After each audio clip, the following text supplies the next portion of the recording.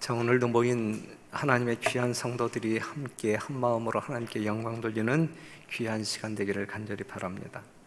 그래서 이유승순 집사님 그곳에서 찬양하는 만족하십니까?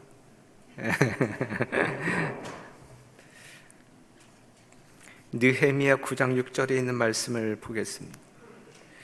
오늘 설교 제목은 지혜로운 부자가 됩시다 라고 하는 주제가 되겠습니다. 느헤미야 9장 6절에 있는 말씀 보면 오직 주는 여호와시라.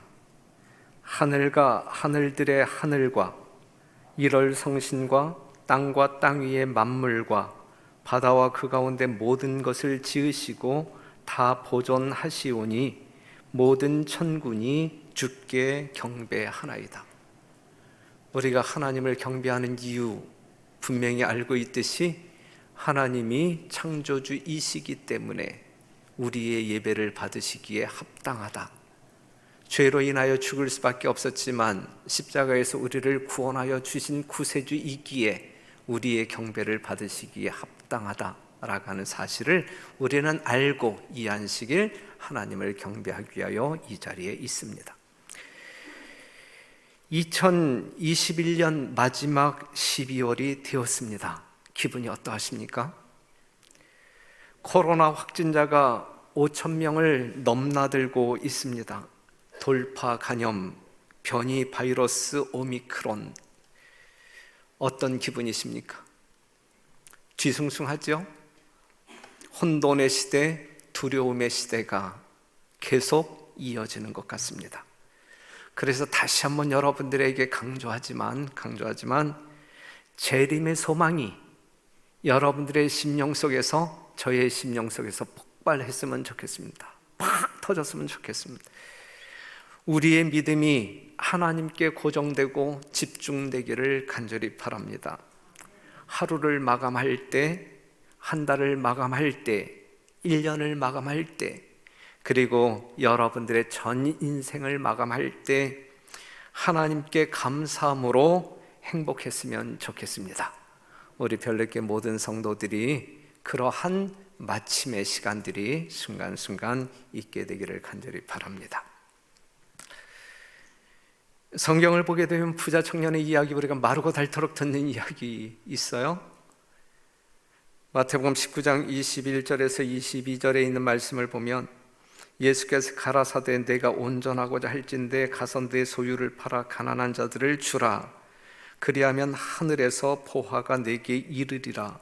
그리고 와서 나를 쫓으라 하시니 그 청년이 재물이 많으므로 이 말씀을 듣고 근심하여 가니라 그랬어요. 분명히 이 사람은 청년이었어요.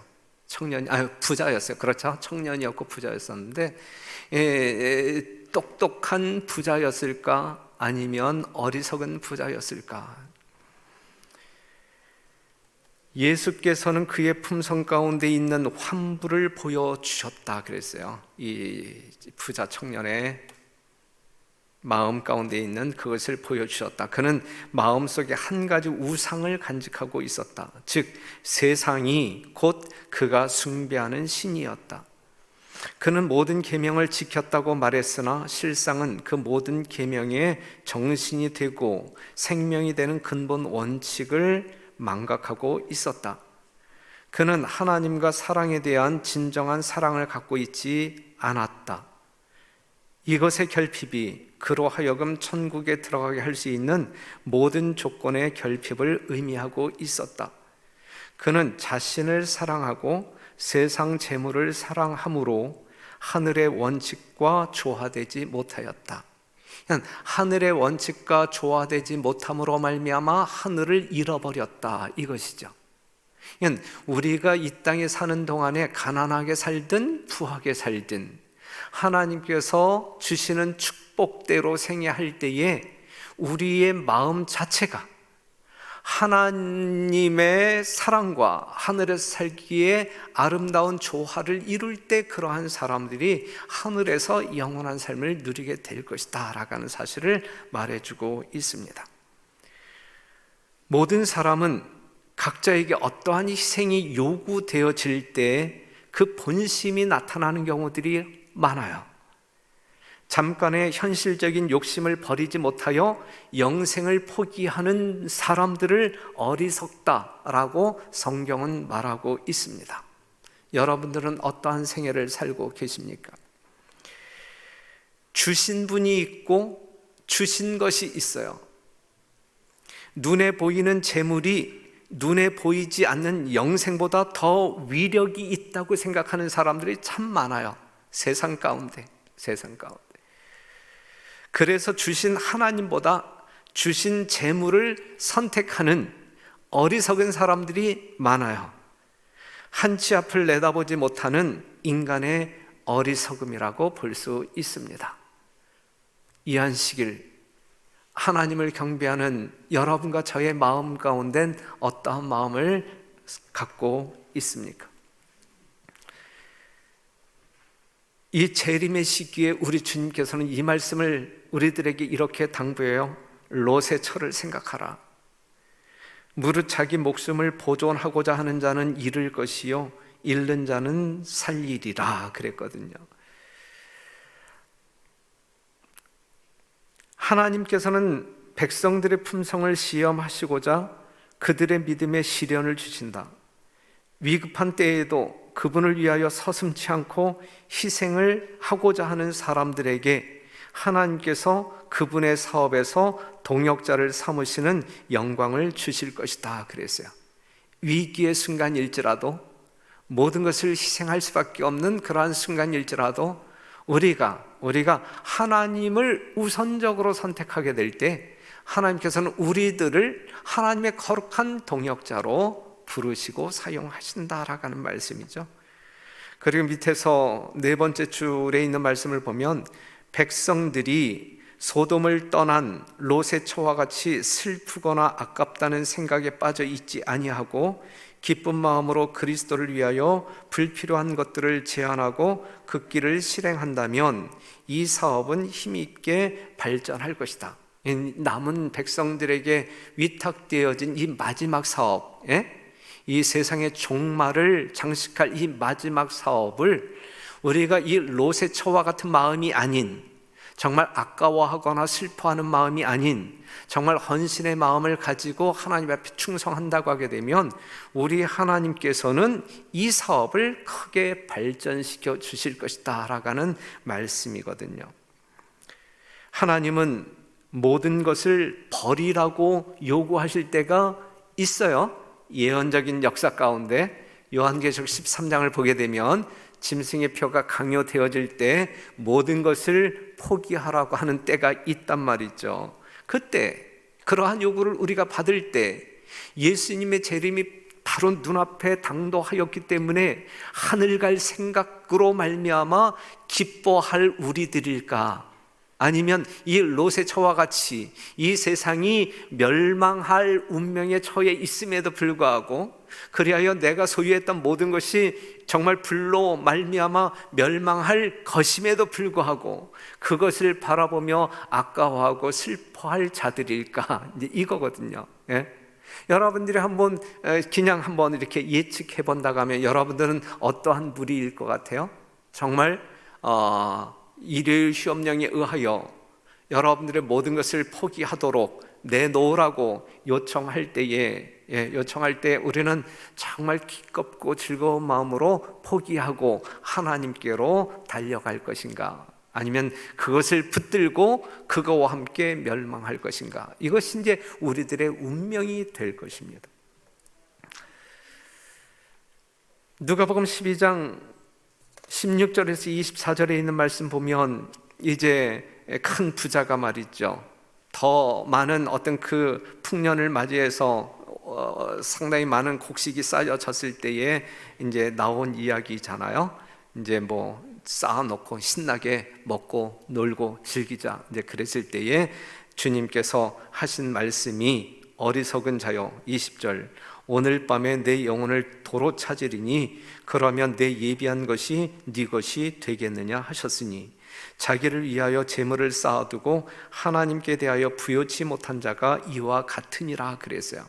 이건 분명 우리들이 이러한 태도로 살게 될 때 이 어리석은 부자가 경험한 운명이 우리들의 운명이 될 것이다 라는 사실을 말해주고 있으면서, 오늘 우리들에게 주는 하나님의 강력한 호소는 이렇게 살지 말라, 제발 이렇게 살지 말라. 이러한 유혹 앞에서 일지라도 이렇게 살지 말라, 그것은 패망의 길이다 라는 사실을 말해주고 있어요. 지금 세 가지 예를 여러분들에게 말씀드렸는데, 성경절을 통해서 이러한 사람들을 똑똑 바보라고 말할 수 있어요. 그렇죠? 어리석은 부자들의 이야기를 나열했습니다. 여기서 주님께서는 우리에게 주시고자 하는 말씀의 핵심이 무엇인지 우리는 압니다. 어떠한 부자가 되란 이야기예요? 어리석은 부자가 되란 이야기예요? 아니면은 지혜로운 부자가 되란 이야기예요? 여러분들이 가난하게 살란 이야기예요? 아니면 부자로 살란 이야기예요? 하나님께서는 여러분들이 정말 없이 모두가 다 가난하게 빈티나게 살기를 원하시나요? 아니잖아요. 성경 말씀을 보게 되면 우리 하나님은 주시는 분이에요. 다 주시는 분이에요. 그렇죠? 우리가 창세기 2장을 보게 될 때에 우리 선악과 앞에 있는 아담에게 정말 이 선악과 말고 모든 것은 다 하나님께서 아담에게 줬어요, 안 줬어요? 다 주었단 말이에요. 하나님의 것이 아담의 것이었단 말이죠. 그렇죠? 로마서 8장 32절에 있는 말씀을 보게 되면 아들을 아끼지 아니하시고 주신 하나님께서 모든 것을 주시지 않겠느냐라고 말씀하고 있는 것이거든요. 결코 여러분들의 한순간도, 여러분들의 전 인생을 통해서 한순간도, 그 다음에 여러분들의 성경 66권을 낭독하면서 한순간도 우리 하나님께서 여러분들에게 뭔가 이렇게 요구하시는 분이 아니다라는 사실을 꼭 기억해 주시기를 바라요. 우리 하나님은 여러분들에게 조금이라도, 여러분들에게 정말 유익이 되는 모든 것을 주시는 분이지 여러분들이 가지고 있는 것을 빼앗는 분이 결코 아니시다라는 사실을, 그리하여 하나님께서 여러분들에게 어떠한 희생을 요구하실 때에는 여러분들에게 주시기 위함이다라는 사실을 꼭 기억하실 때, 그러한 사람들이 이 땅에서 복을 받고 살게 될 것입니다. 그리고 하늘을 기업으로 얻게 될 것입니다.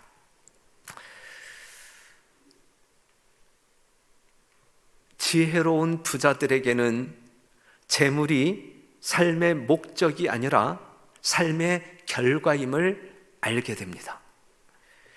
우리가 디모데전서 6장 7절에서 10절에 있는 말씀, 우리가 세상에 아무것도 가지고 온 것이 없음에 또한 아무것도 가지고 가지 못하리니 우리가 먹을 것과 입을 것이 있은즉 족한 줄로 알 것이니라.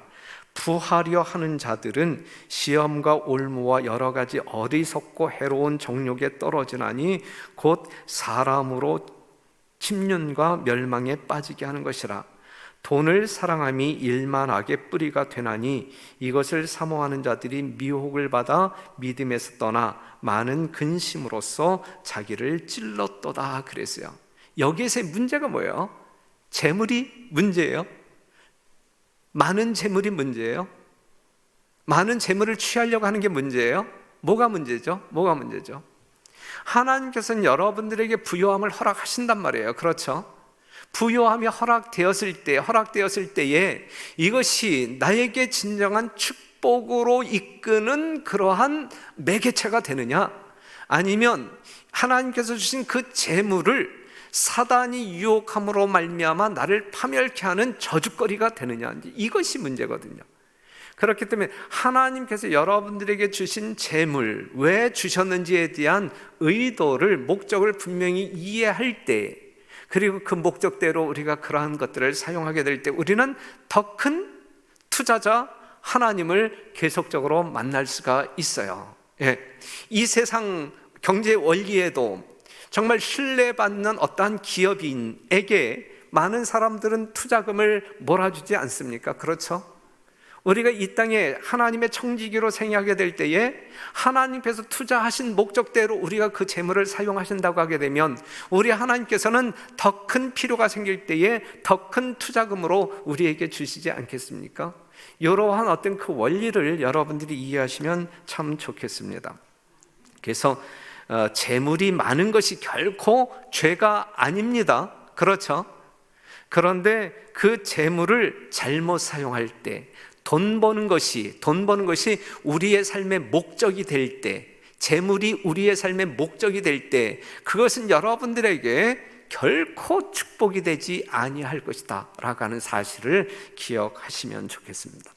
그래서 디모데전서 6장 17절에 있는 말씀 보면, 내가 이 세대의 부한 자들을 명하여 마음을 높이지 말고 정함이 없는 재물에 소망을 두지 말고 오직 우리에게 모든 것을 후히 주사 누리게 하시는 하나님께 두며 그랬어요. 그냥 우리의 모든 관심이 주시는 하나님께, 나에게 주신 거기에 집중하는 것이 아니라 나에게 이런 것까지도, 이만큼까지도 주시는 하나님께 우리의 마음을 둘 때 그 통로는 마르지 아니할 것이다 라고 하는 사실이죠. 18절에 있는 말씀 보면, 선한 일을 행하고 선한 사업에 부하고 나눠주기를 좋아하며 동정하는 자가 되게 하라. 이것이 장래의 자기를 위하여 좋은 터를 쌓아 참된 생명을 취하는 것이니라 그랬어요. 그래서 저는 우리 별내교회 모든 성도 여러분들이 넉넉한 풍요로운 부자가 되기를 간절히 기도합니다. 하지만 어리석은 부자가 아니라 지혜로운 부자, 하나님께서 여러분들의 부요함을 보고서 기뻐 받으실 그러한 부자들이 되기를 간절히 바랍니다. 지혜로운 부자는 재물 관리를 이렇게 합니다. 말라기 3장 8절에 있는 말씀 보면, 사람이 어찌 하나님의 것을 도적질 하겠느냐 그랬어요. 하나님의 백성들은 하나님의 재물을 도적질하지 않습니다. 이 세상의 재물도 도적질하지 않습니다. 오늘 정말 도적질하고 이 안식일 이전에 나와서 그것을 회개하기 위하여 이전에 나오신 분 한번 손 들어보세요. 여러분들 중에 도둑은 아무도 없잖아요. 그렇죠? 우리는 도적질하는, 세상 재물도 우리의 것으로, 내 것이 아닌 그것을 내가 도적질하는 사람이 아니고, 더더군다나 하나님의 것을 도적질해서는 안 될 사람들. 그러면서 출애굽기 23장 11절에 있는 말씀 보면, 제7년에는 갈지 말고 묵여두어서 내 백성의 가난한 자로 먹게 하라 그랬어요. 이거는 이스라엘 백성들의 부요한 사람들에게 부탁하시는 하나님의 말씀. 레위기 19장 10절에 있는 말씀, 너의 포도원의 열매를 다 따지 말며 너의 포도원에 떨어진 열매도 줍지 말고 가난한 사람과 타국인을 위하여 버려두라. 나는 너희 하나님 여호와니라 그랬거든요. 자, 그러면 지혜로운 부자들의 재물 관리는 어떻게 하냐면, 하나님의 것은 하나님께 성별하여 드린다 이거예요. 그렇죠? 그리고 하나님께 드리고 난 많은 여분의 그것들을 하나님께서 돌보라고 한 가난한 영혼들에게 뭔가 혜택이 갈 수 있도록 역할을 한단 말이죠.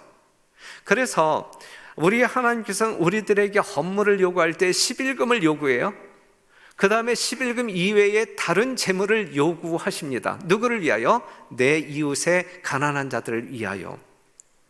자, 여기에 있는 말씀 보면, 과수원과 토지의 수확이든 가축이든 손이나 머리의 일로부터 오는 수입이든, 그러니까 육체적인 노동을 통해서 번 수입이라든지 그냥 두뇌를 써서 어떤 이제 재능을 사용해서 번 수입이든지 간에 모든 수입의 10분의 1을 하나님께 바치고, 또한 제2의 10분의 1을 빈민 구제와 그 밖의 자선적인 용도에 쓰도록 하므로 사람들은 만물이 하나님의 소유라는 진리와 사람은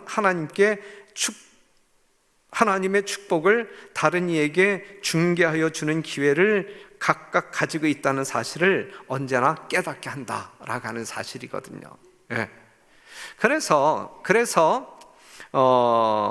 이스라엘 백성들은 성경을 우리가 통하여 보게 될 때 이스라엘 백성들은 하나님께 11조 철저하게 드렸고, 그 다음에 또 10%를 각종 헌물로 드렸고, 그 중에 또 10%를 이 구제금으로 활용했음을 우리가 알 수 있어요. 그런데 이제 지금 여기 그 구호봉사에 나와 있는 말씀을 보게 되면 11금은 우리가 드려야 돼, 마땅히. 이건 정말 하나님의 소유권을 인정하는 거예요. 이 믿음이 없을 때 우리는 하나님을 부인하는 거예요. 그래서 우리가 11금을 드림으로 말미암아 나의 진정한 소유주가 하나님이다라고 하는 사실을 믿음으로 공표하는 거예요. 이건 반드시, 이건 철저한 의무예요. 그렇기 때문에 우리가 오늘 여러분들에게 직원들을 발표했지만 집사님이라든지 장로님들이 될 때에 11금이라든지 안식일이 성별되지 아니한 사람들은 우리가 선택하지 않습니다. 하나님의 참 백성들 중에서 집사를 세우고 장로를 세우는 것이거든요. 그렇기 때문에 하나님의 거룩한 백성들은 하나님의 소유인 11금을 성별하여 드림으로 말미암아 내가 믿는 하나님이 창조주이고 구속주이고 나의 주인이시다라고 하는 사실을 명백하게 증명하는 것이거든요. 여러분들의 삶 가운데 이러한 철저한 청지기 정신이 있음을 인하여 감사를 드리고 그러한 삶이 하늘까지 이어지게 되기를 간절히 바랍니다. 그리고 또 제2의 11조를 가지고 우리가 월정, 헌금도 드리고 도르가 헌금도 드리고 또한 이웃을 구제하는 일에 사용되어지도록 우리 하나님께서는 우리를 지도하고 계신다라고 하는 사실을 기억해 주시면 좋겠습니다. 이것이 하나님의 재산, 하나님께서 주신 재산을 아주 지혜롭게 관리함으로 말미암아 우리는 더 풍성한 하나님의 축복을 경험할 수 있도록 경영하시는 하나님의 섭리입니다. 그래서 지혜로운 부자는 축복을 받아요.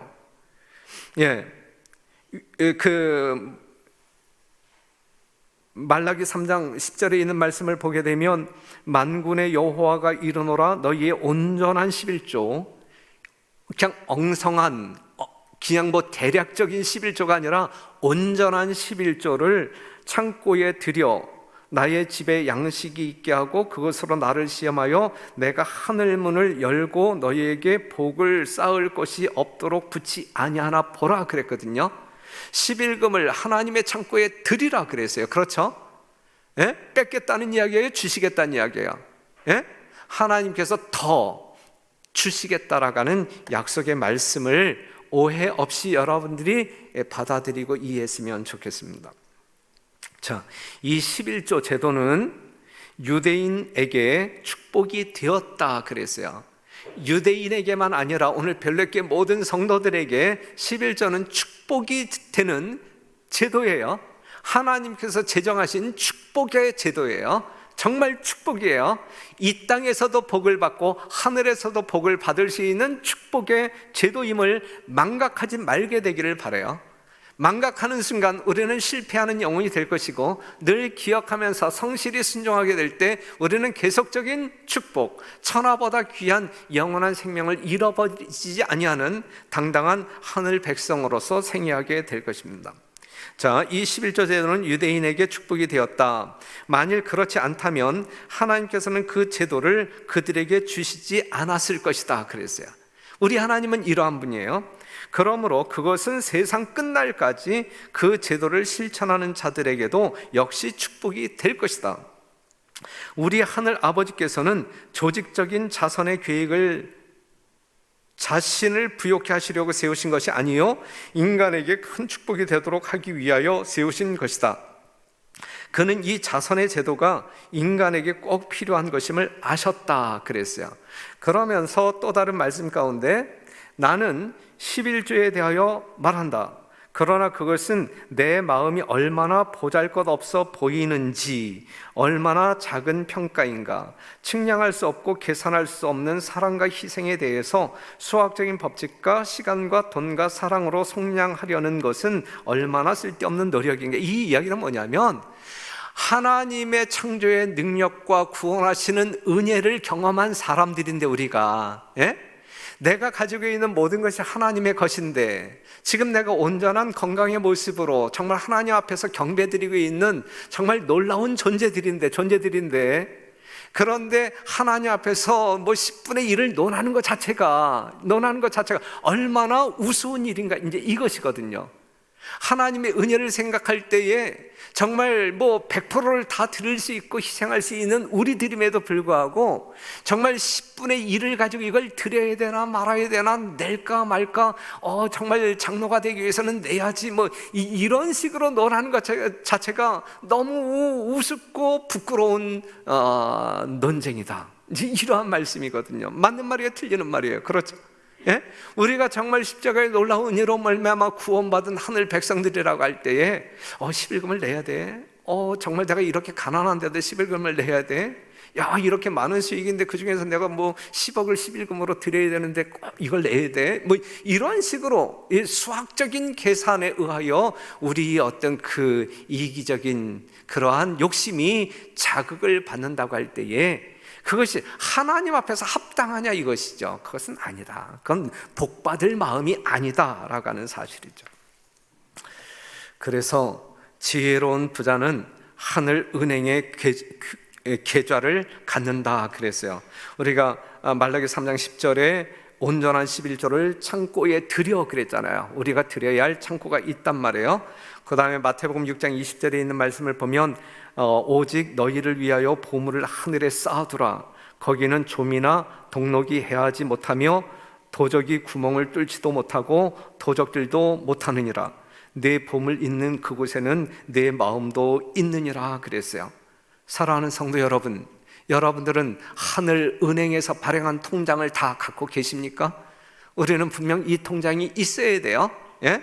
우리의 재물을 가장 안전하게 보장해 줄 수 있는 은행이 있어야 돼요. 예? 우리는 그 은행의 통장을 가지고 있는가? 예? 가지고 있습니까? 가지고 있어야 합니다. 가지고 있어야 합니다. 그래서 지혜로운 부자는 이렇게 11조를 드립니다. 마태복음 23장 23절 화 있을진저 외식하는 서기관들과 바리새인들이여 너희가 박하와 회양과 근체의 11조를 드리되 율법에 더 중한 바 의와 인과 신은 버렸도다. 그러나 이것도 행하고 저것도 버리지 말아야 할지니라 그랬어요. 11금이 먼저일까요? 아니면 사랑의 강건하심으로 말미암아 자발적으로 자원하여 드리는 믿음이 먼저일까요? 예? 무엇이 먼저일까요? 정말 여러분들이 11금 돈봉투가 먼저일까요? 아니면 하나님께 대한 감사의 믿음이 먼저일까요? 예수의 믿음, 예수의 믿음. 예. 11금은 드리면서 의와 인과 신은 버렸도다. 이건 유대인들이, 바리새인들이 들었던 책망의 소리거든요. 오늘 우리가 11조를 드릴 때, 여기에 지금 11조를 드렸는데 여러분들이 11조를 드릴 때에 그러한 심령으로 드렸다라고 할 때 그 11조는 여러분들에게 축복의 통로가 되지는 못할 거란 말이죠. 이건 하나님께 감사하는 마음, 하나님의 소유권을 인정하는 마음, 하나님께서 나를 구원하셨다라고 하는 분명한 사실을, 그리하여 나에게 영생을 주시는 그러한 주체로 인정하고 정말 감동하여 드리는 11조일 때에 그것이 이 땅에서의 여러분들의 영적인 삶을 부욕해 할 뿐만 아니라 하늘로 이끄는 길이 될 것이다 라고 하는 사실입니다. 먼저 예수의 믿음으로, 예수의 믿음으로 온전한 11조를 드리는 여러분과 제가 되시기를 간절히 바랍니다. 네. 이 11금에 대한 설교 제가 자주 안 하죠. 그래도 1년에 2번씩은 하려고 애를 쓰고 있어요. 전반기 한 번, 후반기 한 번. 왜냐하면 이것이 여러분들과 하나님의 관계를 끊어버리지 아니하고 아주 끈끈하게 연결시켜주는 그러한 복음 중에 복음이기 때문에 말씀을 드리는 것. 복음이에요. 분명히 복음이에요. 우리가 이 삶을 살지 아니할 때 우리는 하늘을 잃어버릴 수 있는 큰 위기에 처할 수 있기 때문에 그래요. 그리고 한 가난한 과부는 와서 2렙돈 곧 한 고드란트를 넣는지라. 이 이야기가 알잖아요. 44절 보게 되면 저희는 다 그 풍족한 중에서 넣었거니와 이 과부는 그 구차한 중에서 자기의 모든 소유 곧 생활비 전부를 넣었느니라 하셨더라 그랬어요. 자, 지혜로운 부자는 하나님께 11조를 어떻게 드려요? 정말 믿음으로, 정말 온전한 믿음으로 온전한 11조를 드려요. 그리고 굶어 죽을지라도 굶어 죽을지라도 11조를 드린다는 이야기, 안 드린다는 이야기? 너무 과하게 이야기하고 있어요. 우리가 성경을 보게 되면 사르밧 과부의 이야기가 나오잖아요. 이거 먹고 죽겠다. 그러한 지경에 엘리야가 뭐라 그랬어요? 먼저. 그랬을 때 드렸어요, 안 드렸어요? 그랬을 때 그가 복을 받았어요, 안 받았어요? 그렇단 말이에요. 청지기의 정신은 어떠한 상황일지라도 정말 11조를 우리가 유용하는데, 이 땅에서의 나의 생명을 유지하기 위하여 유용하는 일이 없어야 된다라고 하는 사실, 먼저 하나님께 성별하는 것이 참신앙의 근거이다 라고 하는 사실을 기억하시고, 우리 별내교회 모든 성도들이 그러한 신실한 하나님의 마음에 합당한 청지기 생활, 11조 생활을 했으면 좋겠습니다. 그것이 여러분들이 복을 받을 수 있는 길이기 때문에 그렇습니다. 자, 제가 이제 조금 더 여러분들에게 충격적인 이야기를 좀 하려고 해요. 주께서는 우리의 첫 조상을 에덴 동산에 두셨다. 그분은 그들의 행복에 필요한 모든 것을 그들 주위에 두시고 당신을 소유주로 인정하도록 명하셨다 그랬어요. 우리 하나님은 정말 이 세상의 창조주로 인정을 받아야 돼요. 그게 예배예요. 예수님이 우리의 구속주로 인정을 받아야 돼요. 그것이 진정한 예배예요. 우리 하나님이 우리의 진정한 소유주로 인정을 받아야 돼요. 그것이 진정한 예배란 말이에요.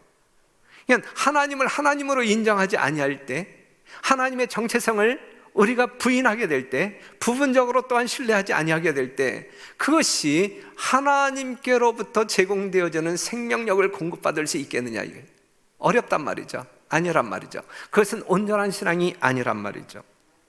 그 다음에 바로 이곳에 하나님께 대한 감사와 충성의 시험이 있었다. 그분은 우리가 당신을 만물을 주시는 분으로 인정하기를 요구하신다.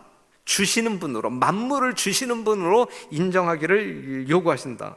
이런 이유로 그분은 내 모든 소유물 중에 10분의 1은 나의 것이니 그것을 내 창고에 드려야 한다고 말씀하셨다. 이게 이제 11금 제도를 제정하신 하나님의 목적이란 말이죠. 하나님을 위한 것이 여러분들을 위한 거예요. 분명 여러분들을 위한 것이다 라고 하는 사실임에 틀림이 없어요. 그 다음에 사업을 하는 데 있어서 견실함과 참된 성공의 기초는 하나님의 소유권을 인정하는 데 있다 그랬어요. 우리 사업을 하시는 우리 성도들에게 특별히 이 말씀을 여러분들이 좀 받아들였으면 좋겠는데, 참된 성공의 기초, 참된 성공의 기초. 그래서 우리가 개업 예배 드리잖아요. 어떠한 사업을 시작할 때 개업 예배 드림으로 말미암아 하나님의 온전한 축복을 우리가 기도하잖아요. 그렇죠?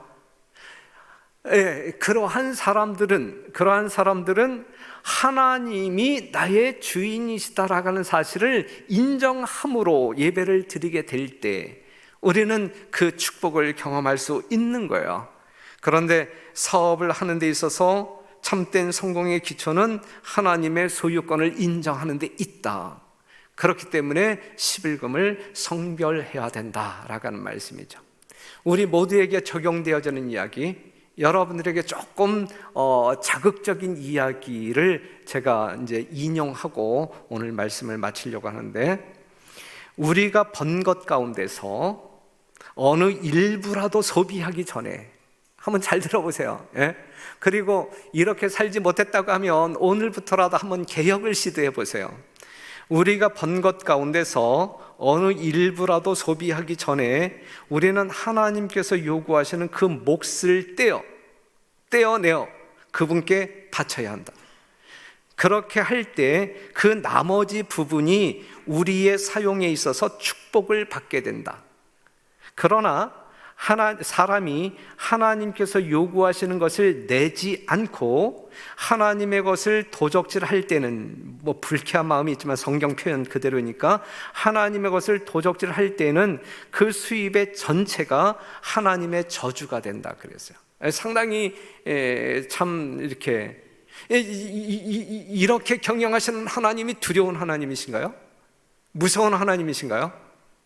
우리에게 복을 주시기 위하여 정말 왜 복받을 길을 외면하고 진짜 엉뚱하게 가느냐, 이제 이 말씀이거든요, 사실은.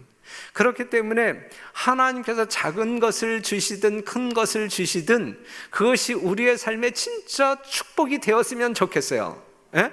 그렇기 때문에 여러분들이 적게 벌든 많이 벌든 정말 번 것에 대하여 정말 하나님 앞에 감사함으로 예배를 드리면서, 정말 개인적으로 예배를 드리건 가족들과 함께 예배를 드리면서 이 12금을 성결하는 것, 이건 참 아름다운 신앙이거든요. 정말 하나님과 얼마나 친한 관계를 지금 묘사하고 있는 거예요. 얼마나 멋진 신앙이에요. 그렇죠? 그렇게 될 때에 나머지 이 수입을 내가 이제 사용하게 될 때 그게 다 축복이 될 것이다. 하지만 우리가 11금을 떼지 아니하고 내가 벌어들인 수입을 사용하게 될 때 그것은 저주가 될 것이다 라고 이야기하고 있거든요. 그러한 결론은 여러분들이 이 땅에서 감각하지 못한다 할지라도 우리 주님 오시는 그날 분명히 알게 될 거예요. 이 땅에서 여러분들의 욕심을 합리화시킴으로 말미암아 그것을 감각하지 못할지라도, 그 결과를 여러분들이 예측하지 못할지라도 분명 주님 오셔서 우리가 하늘에 가느냐 이 땅에 남느냐 그 순간에 그 모든 것이 판명되어질 거예요. 하나님의 말씀을 믿게 되시기를 바라고, 화이선지자를 통하여 우리에게 주신 이 귀한 권면 정말 믿게 되기를 바라는데, 기쁨으로, 즐거움으로, 정말 기꺼운 마음으로 이 말씀을 영접하게 되시기를 바라요. 우리 모든 성도들이 이 11금에 관한 이 복음의 기별을 모두가 다 영접하게 되시기를 바라고, 지금까지 우리가 그러한 삶을 살지 못했다고 하면 지금부터라도 하나님의 것을 하나님께 돌려드리는 신실한 성도의 삶을 살게 되기를 간절히 바라면서 말씀을 마치겠습니다.